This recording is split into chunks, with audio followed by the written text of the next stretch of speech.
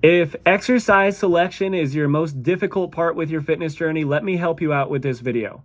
What's going on, guys? My name is Justin Florio, and I am the owner of Patience and Consistency here in New Jersey. It is a small personal training studio. Exercise can be really difficult and frustrating, and my goal with these YouTube videos is just to help you simplify and create a sustainable program, a strength program that you can follow for almost the rest of your life and progress with. But I understand exercise can be really confusing, and if that's the deterrent that's going to stop you from exercising, I want to try to simplify it as much as possible with this video.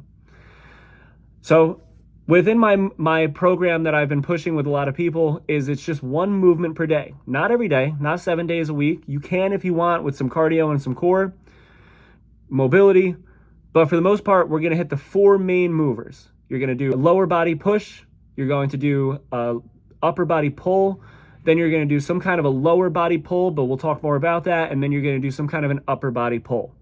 I'm going to give you my 4, for almost anybody, movements that I think you should be doing or at least trying to do. Number 1, you have 2 options. I'm going to try to keep this simple here. 2 to 3 options. Barbell back squats. But I know what you're thinking. Don't turn the video off yet.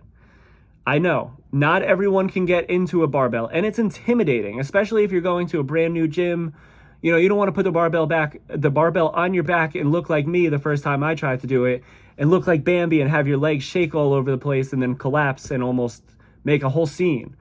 Luckily, I had my friend who caught me, and otherwise, I don't know what my fitness journey would have turned out to be. I would have probably been embarrassed, grabbed my bag, and left the gym. So I would have back squat as your number 1 priority, just because it hits all heads. It's going to isometrically work your hamstrings, get that deep stretch in your quads, and obviously get your glutes in the top position. But I understand if you can't do it because of back problems or shoulder mobility issues, that's okay. My number 2 would be some kind of a hack squat, because again, it's mimicking that same motion, but it's just putting it on a little bit of an angle, so it creates a safer position. And then again, if that bothers your knees, because it's not everyone is biomechanically correct to do something. So maybe if that motion bothers you, my 3rd option would be trying to use some kind of a leg press, whether it's a machine or something where you're just lying down on the back and you're pressing that sled up. Because again, it's going to work those similar muscle groups in the same intensity, okay? Because we're trying to get stronger over time. Day 2, with some kind of a pulling motion, I would highly suggest you use some kind of a cable machine, and you do either pull downs, which is from that top position down into the shoulders, or you would reach straight in front of you and then pull into the body. So you either have pull downs or rows on day 2 to strengthen your upper back and strengthen your shoulders over time. We'll get more into that on day 4. Day 3, you would rest. I always tell people rest. Get your stuff together. You can go outside for a long walk, but get away from the gym and just get some freedom away from it. Stop stressing yourself out. It doesn't have to be crazy. It's consistency over time that's going to win the results, the sustainable results. But day 4, we're going to do some kind of a hinge or a hamstring work or glute work, really putting an emphasis on that backside, the posterior chain. So my number 1 option, this might not be favorable with a lot, would be a hip thrust. I have a hip thrust machine here. If you're a guy watching this, bear with me, I'll give you an alternative. But don't be shamed of doing hip thrust. I've had a lot of clients, we have a hip thrust machine and we used to do a lot of barbell hip thrust. And I would have clients come in and say, oh, that's for the ladies. And I'd say, yes and no. I mean, your glutes are just as important as your core. If you don't have strong glutes, I always use Tiger Woods as an example. That's one of the reasons why his back blew out back in his golf career, because he wasn't doing anything for his glutes. Glutes are important, but I understand if there's this ego aspect to it, you can do some kind of a deadlift, whether it's a stiff leg deadlift with a barbell, really driving your knees back, putting a lot of the weight on the heels, almost being able to wiggle the toes, because that's going to force that big stretch in the back of your legs and recruit a lot of hamstring work. And it's not you doing that quote unquote exercise for the females. So hip thrust would be number 1. And then some kind of a either barbell or dumbbell stiff leg deadlift would be my option for number 2 for day number 4 for your hinge or your posterior work. But as a quick curveball for day number 4, and I'm going to do the same thing for the next day, if you prefer to squat, whether it's hack squat or back squat or leg press, you could pick one of those 3 for that day, but don't do that for a long period of time because you don't want to become too dominant on the front side. Make sure you're strengthening the back side as well, okay? But if one day you're just like, I can't do this, maybe your back is jacked up from yard work or carrying your kid around, then just venture off into doing some kind of a hack squat or a leg press. I hope that didn't get too confusing.